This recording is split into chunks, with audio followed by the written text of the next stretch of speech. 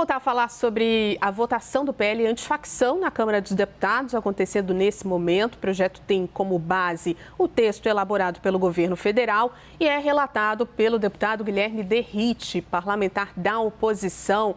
Por falta de consenso, a votação chegou a ser adiada na Câmara. Já está na sexta versão, foi adiada na semana passada para hoje.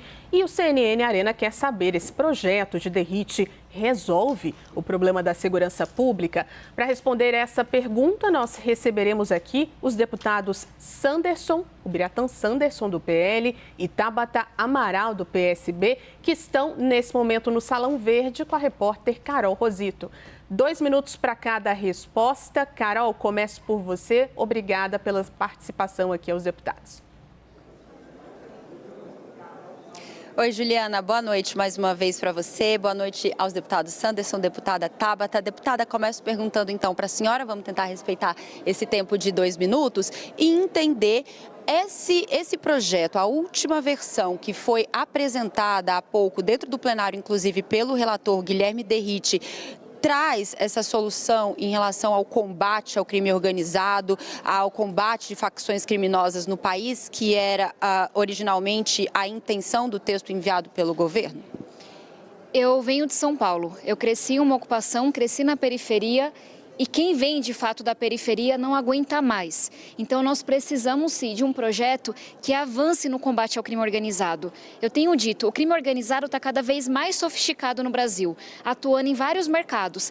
Erra quem pensa que o PCC, por exemplo, só atua na venda de cocaína. Atua também na adulteração de combustíveis, tem inúmeros postos de combustível Brasil afora, o uso da tecnologia, não olha mais para fronteiras. Enquanto isso, a gente vê que as polícias, que os estados ainda atuam de forma descoordenada. Então, esse texto ele é importante, ele traz um avanço, é por isso que o governo federal enviou o texto para cá, e eu pontuo aqui um avanço que ainda faz falta e uma crítica a esse processo. Nesse meio tempo, a gente foi e voltou com o texto muitas vezes. O Derrite apresentava, recuava. Apresentava, era criticado, recuava. Por que tanto recuo? Por que ele foi tão criticado? Porque ele tentou fazer um uso político desse texto.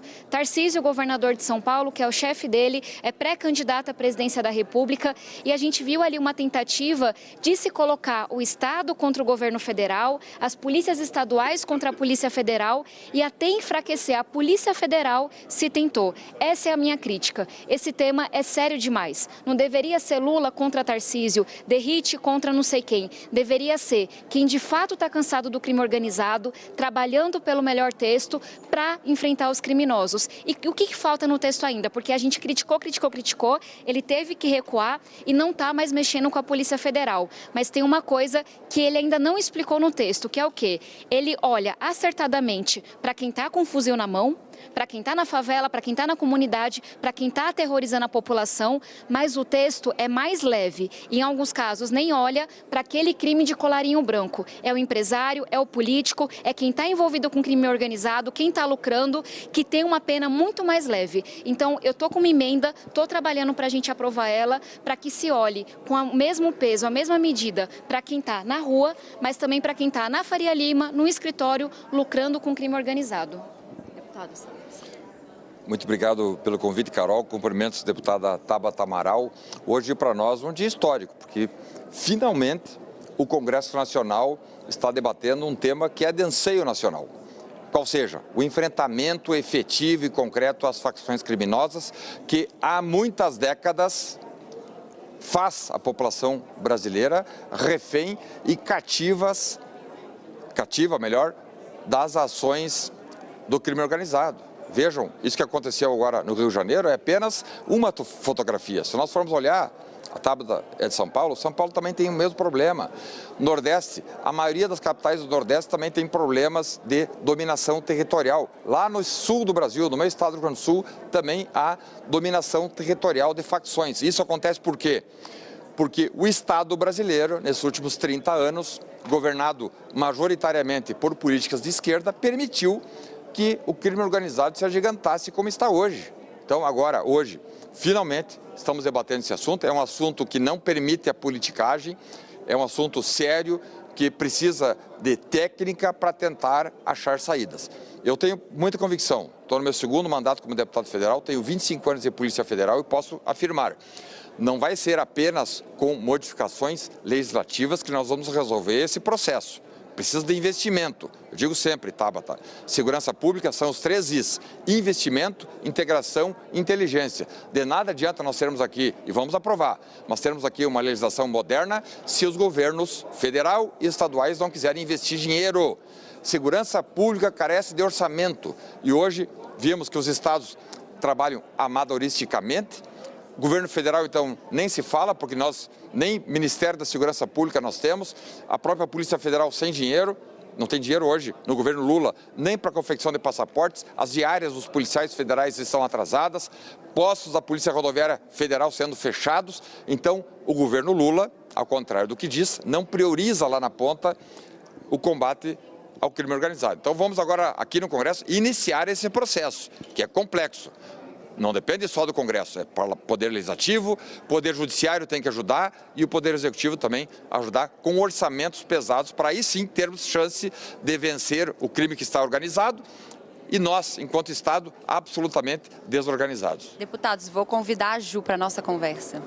Deputados, tem um ponto aqui que recebi avaliado pelo Ministério da Justiça, que é essa questão da transferência de fundos, né, de recursos que deixariam de ser da União, passariam ali para os cofres estaduais para o combate ao crime organizado. Tem uma avaliação do Ministério da Justiça que isso pode empoderar as polícias e criar ali um espaço para abuso de poder, pensando que tem uma relação ali ruim, né, de milícias em determinados estados com as polícias locais. Queria uma avaliação do deputado Sanderson sobre isso. Há brechas nesse texto para que esse combate à criminalidade seja ruim, possa abrir espaço, na verdade, para a criminalidade?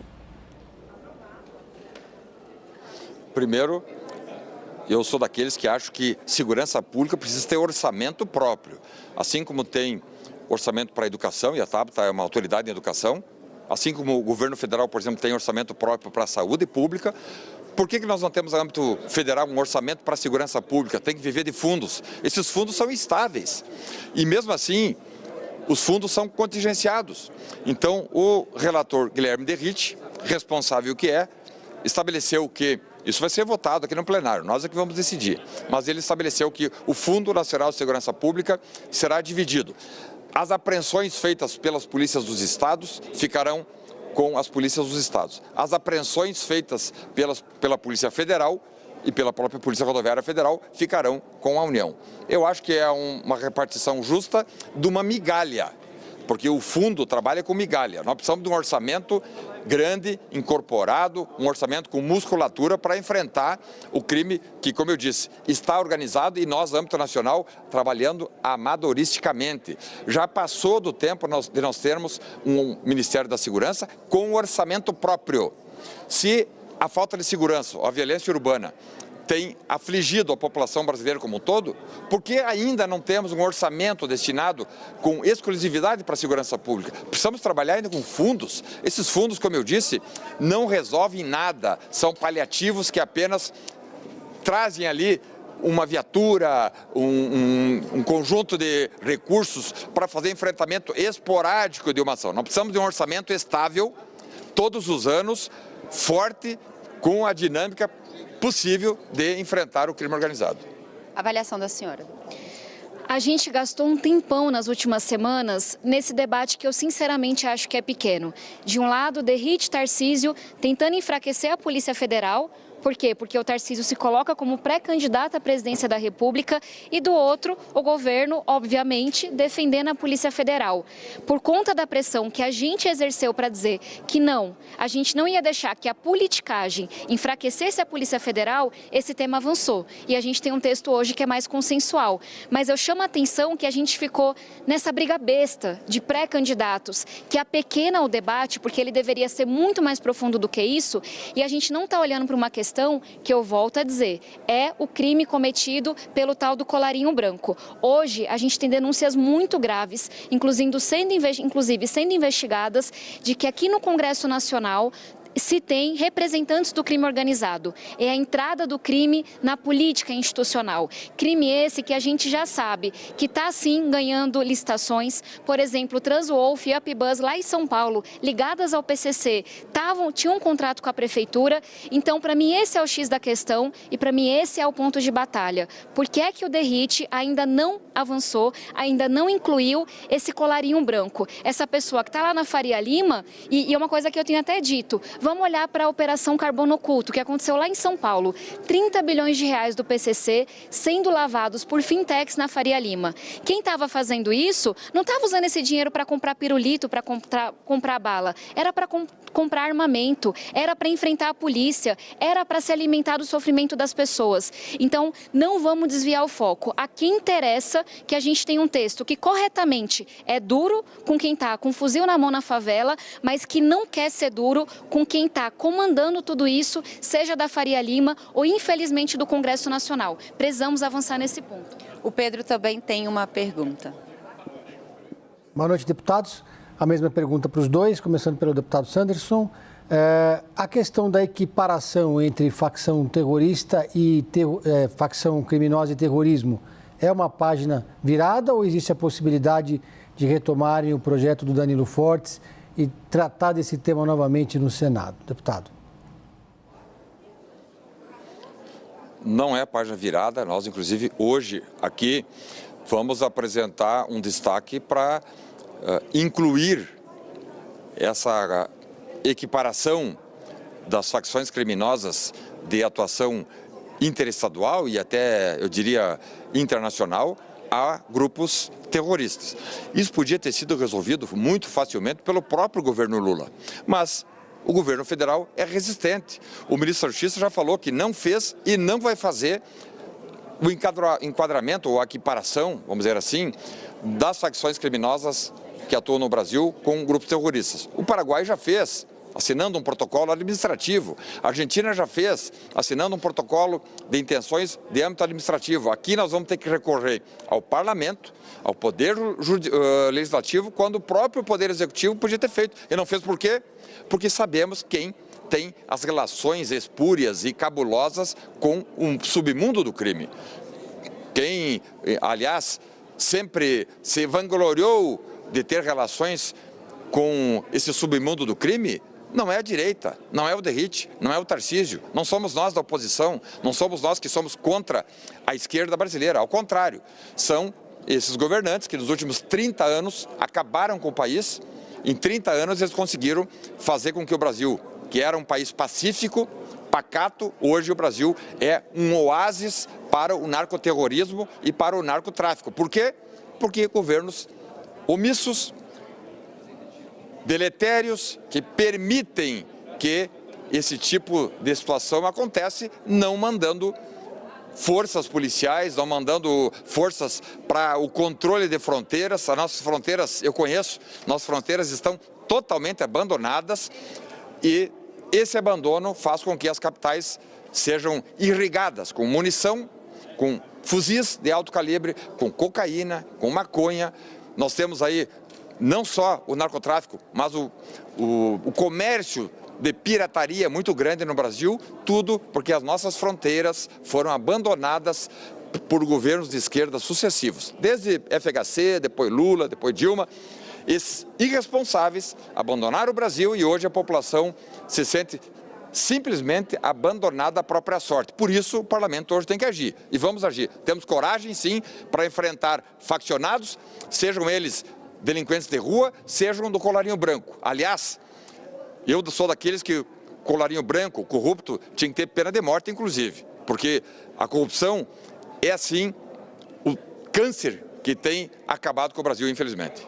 Deputado, dado que o deputado Sanderson disse que apoia a minha proposta de que a gente tenha a mesma dureza no enfrentamento com quem está com fuzil na mão, mas também com quem está comandando o crime, eu convido ele e pergunto a ele se assina a minha emenda para que a gente também possa ter essa mão dura com quem comanda, com quem é o cérebro.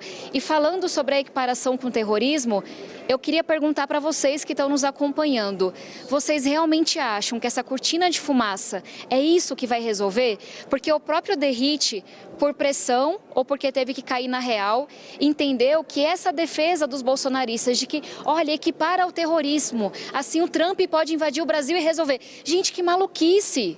Isso atenta contra a nossa soberania nacional, isso não resolve nada. Quem de fato entende de combate a crime organizado, sabe que a gente se enfrenta o crime organizado quando a gente sufoca o dinheiro, quando a gente vai atrás de quem está lavando o dinheiro, quem é o político que está cobertando tudo isso, qual é o mercado que está dando lucro. Não dá para você achar que PCC, uma organização que hoje está cada vez mais sofisticada, vai ser enfrentada apenas no enfrentamento com arma na mão. É claro que esse enfrentamento tem que acontecer, mas quer pegar o peixe grande, quer de fato sufocar o que está acontecendo, tem que ir para cima dos poderosos. A gente sempre traz o exemplo. Al Capone, um dos maiores terroristas não, mas um dos maiores mafiosos americanos, ele não foi preso pelos crimes múltiplos que cometeu. Inclusive de homicídio, ele foi preso por não ter declarado os seus impostos corretamente. É também indo para cima de políticos corruptos, indo para cima de poderosos, de gente que está lavando dinheiro do crime organizado, que a gente vai fazer esse enfrentamento. E se tiver oportunidade, queria saber se o deputado Sanderson assina a minha emenda para que a gente possa fazer esse combate. Vai responder, deputado? Sim, vou assinar agora. Perfeito. Bom, Ju, vou liberar os deputados, aqui a deputada Tabata, deputado Sanderson, porque a discussão dentro do plenário da Câmara dos Deputados está em andamento, com essa expectativa do presidente Hugo Mota iniciar a votação a qualquer momento. A gente sabe que nesse momento ele está tendo uma pequena reunião nos bastidores também, ouvindo outras lideranças, mas, ao que tudo indica, esse projeto vai ser discutido sim, ainda na noite desta terça-feira, portanto, longo trabalho pela frente para os senhores, por isso eu agradeço a participação. Obrigada. Juliana. Obrigada, Carol. Deputados Sanderson e Tabata Amaral, seguimos de olho aí na Câmara dos Deputados. Obrigada pelo debate por aqui.